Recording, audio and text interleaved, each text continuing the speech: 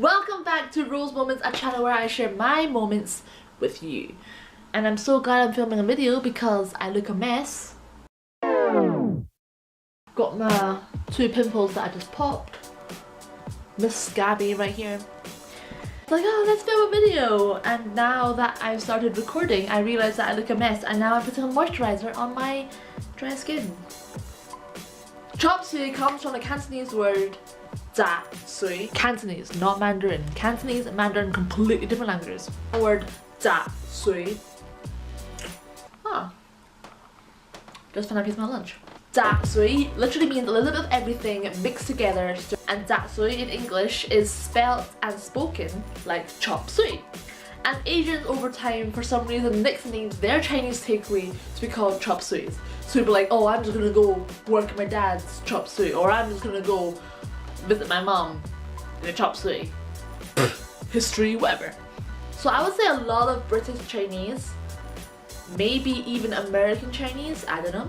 I don't have any American Chinese friends. I would say a lot of British Chinese kids grew up in their parents' chop suey. But I'm talking about kids that were born before the millennium. I think after the millennium, a lot of British Chinese kids are not the first generation of being British born anymore. They're probably the second generation, third generation, fourth, whatever. But before the millennium, if you were the first generation of your family of being British born Chinese, like what? Then most likely your parents immigrated from Hong Kong or China or whatever, came to Britain, had you, and opened a takeaway because our parents don't know anything else. They can't speak English, they had no college degree, they had no uni degree. Only thing they can do is cook. British people love our Chinese food. That's only from my personal experience, okay? I don't know about any other British Chinese experience, but I assume it's gonna be very similar. Don't shoot me. I have very good memories about working in chop suey. There were so many good things about it. I also have, I wouldn't say bad memories, but there were downsides to being a chop suey kid. So for example, you know, when I finished elementary school, or primary school as we call it here, I wouldn't hang out with my friends. I had to take the bus and go straight to the chop suey. Or no playtime, you know. I never saw any of my classmates. I never hung out with any of my classmates. All I did was school, chop suey, school, chop suey, school, chop suey, school, chop suey, school, chop suey. It would be frustrating. It would be frustrating. I would do my homework in the chop suey. I would work in the chop suey. I would help out, and I'll take orders, and I would serve the customers and give out meals and have my dinner there. I suppose when I went into high school, I started to really not like working in the chop suey, because I felt like at this age, you know, my friends started going to the cinema, they started shopping by themselves for the first time, they started going bowling. There was like this whole new teenage era of like puberty and freedom and independence and rebellion, and I wasn't a part of that. And it's just hard because you feel like you're doing your homework and you're doing your projects, and the customer walks in and you immediately have to hide it. You have to be like, oh, how can I help you? Oh yes, of course. Anything else? And then, you know, once you take their money and you sit down and there's no other customers, you go back to do your homework, and then the phone rings and you have to like go to the phone and be like, hello, can I help you? But we had good food. I'm sure a lot of you watching this who are not Asian must be sitting there thinking, oh my gosh, you are like so lucky because you get to eat good food every single day. In reality, my mom never let me eat the food they served at the restaurant because it was very greasy, it was very unhealthy. Sometimes my dad would be making food for the customers and my mom would like leave the kitchen to get something, and I would like run into the kitchen and I would like steal a prawn cracker, or I would like steal a chip, and then my mom would come back and catch me and smack me. So like twice a week I would be allowed something that I really craved off the menu.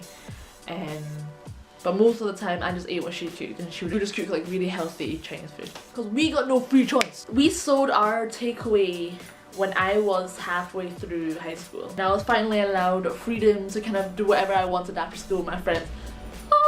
But, and it's a big but, I have a lot of good memories from working in Chop Suey. We met a lot of amazing people, we met a lot of we met a lot of amazing people, we met loads of tourists, and we had like regular customers who just knew us inside out because they came every single week for years and years and years. And loads of the customers treated me really well, and they would take me out, they would sneak me chocolate bars, and it was great. I loved it. Usually at night time we don't get any customers, so at night time it'd be like me, mum's, dad, family time, and we would all go out into the customer waiting area and we would play games with each other. We would just all sit there reading magazines, and my mum would teach me to do cartwheels there and taught me how to do handstands.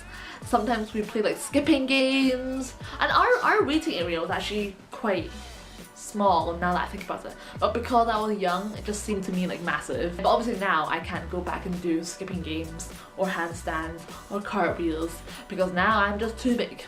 How did I forget to mention that?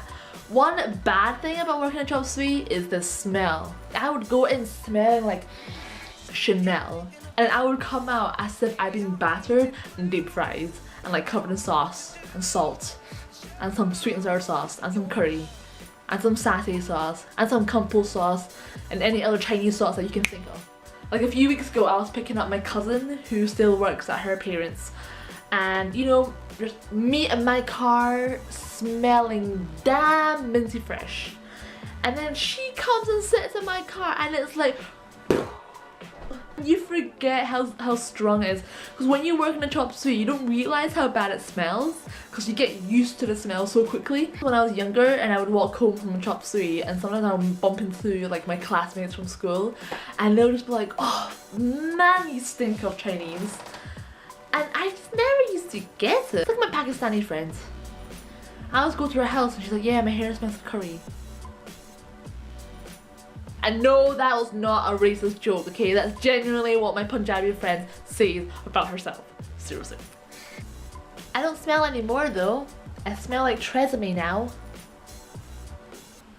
My tripod stand is actually my toy shelf. Me and Totoro, whoa, you are dusty, are gonna say thank you for watching. Please thumbs, com, sub. And I'll see you guys in my next Rose Moments video, whenever I next have another random moments that I want to rant on about. If you were a Chop Suey kid, please leave a comment and tell me what your experience was like. If it was anything like mine, you know, maybe your experience was like 10 times more amazing. Cheers! Mwah.